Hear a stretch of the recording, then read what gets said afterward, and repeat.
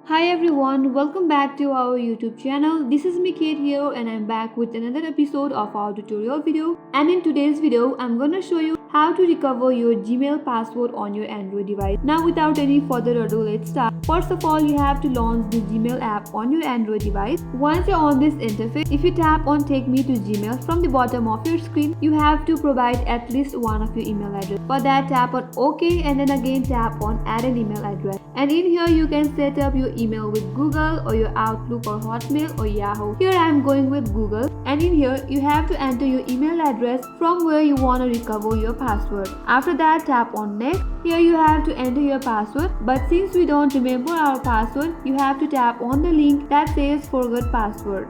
Now in here, to recover your password, Google will send you a verification code to your phone number that you have linked to their specific email ID. So again, tap on text and you will receive a verification code on your mobile number. Once you receive that code, here I have my autofill option automatically, and you can simply update your password by tapping on the update password from the bottom left corner. And now you will see this interface. Here you have to create your new password. Make sure to remember that password and then again confirm your password. Once you're done with that, tap on save password. Once you tap on change password, you will be directly logged in, and then again tap on I agree.